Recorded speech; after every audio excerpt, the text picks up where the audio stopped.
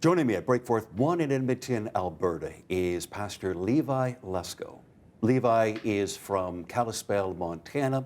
He and his wife, Jennie, are the father of 5 children. He is an author and a sought-after speaker. Levi, welcome to 100 Hey, Street. thank you so much for having me. Levi, I mentioned in the intro that you're a father of 5 with your wife, Jennie. Children's names are, and I hope I've got them right, Olivia, Daisy, Clover, Lennox, and Lenya. That's right. But Lenya is in heaven. So Yep. share with us and go back as to what happened in Sure. December 2012. Yeah, so Lenya was our second born, and we had basically, Jennie and I had 4 girls in a row, and then we had a little boy. And but for most of our time married, we've had 4 daughters, and then myself as the only male in the household. So I like to joke that I'm a minority in a sorority. You know, just girls, always surrounded by these beautiful, amazing girls. Yeah. Plenty of drama in my house, as you could imagine. Can imagine, yes. And lots of fun. And the second born, Lenya, she had asthma, which she got from me. I've had asthma since the 3rd grade. And it's quite a few of us in the house actually have some of that breathing stuff going on. And normally it's not that big of a deal. You know, you get a little wheezy when you run or get sick or allergies kick in. Take the medicine, feel better. I'm actually dealing with a little touch of it at the moment right now. And my second born daughter, Lenya, she had it like many of us do, where it was a normal part of experience. But one night on December 20th of that year you mentioned, 2012, she had an asthma attack out of nowhere on Christmas week, and it was unexpectedly more than we were accustomed to dealing with, in that she stopped breathing altogether. And long story short, she ended up going to heaven that night.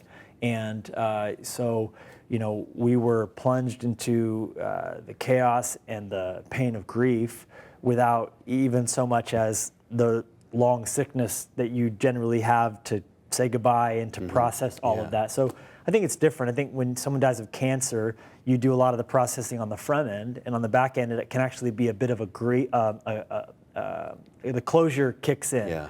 You know, that doesn't mitigate the sadness, of course, but it's not a shock and a surprise, and you're just happy they're not in pain anymore.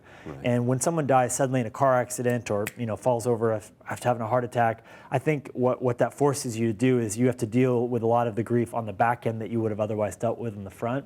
I'm not convinced either is easier or harder or that it matters, just that for us it was a complete and total blindside hit, you know. Wow. Now, her name, Lenya, it's significant because you actually wrote a book using her name. Well, we didn't know at the time because we named her after her godmother, or her god-grandmother, my godmom.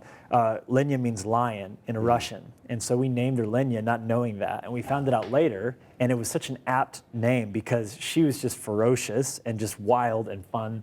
And so we nicknamed her Lenya Lion when we found that out. And we ended up using the metaphor around the eyes of a lion, which if we had time, I could tell you all about why a lion's eyes are just amazing.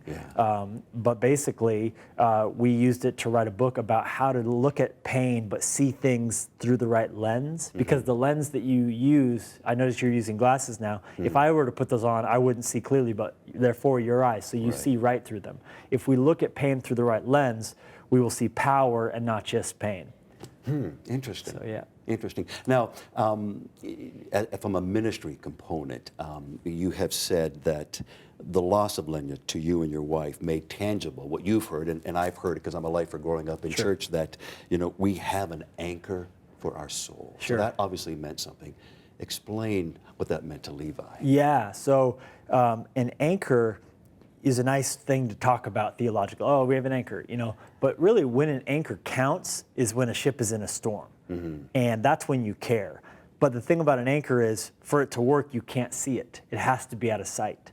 You just see a chain going to the edge of the water. So you don't see the anchor when it's working, but you feel its tug. And you know that the storm isn't able to move you.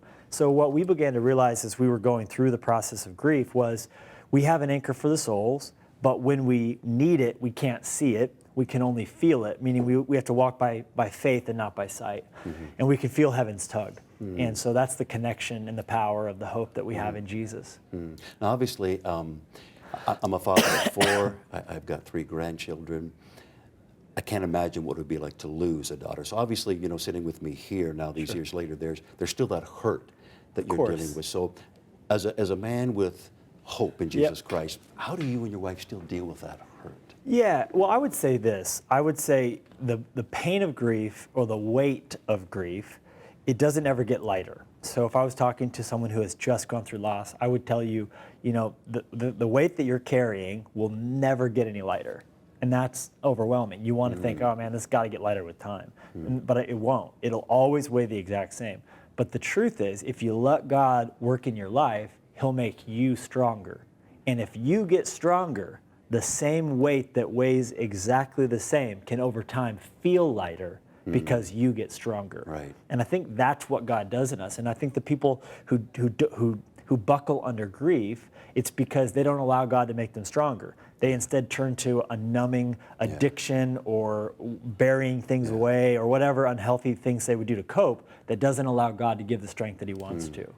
Levi, you know, thank you for sharing what you're sharing. If you're watching and you can relate to what Levi's talking about, maybe you have lost a child or a loved one, and maybe you're struggling with the hope, there's a prayer line, and I encourage you, please pick up the phone and call our prayer line. The number's on the screen. But Levi, thank you so much for being here at Holly Thank you Street. for Just having me. sharing your heart. Sure. God bless you. Thank you very much. Please, listen, stay tuned, more to come.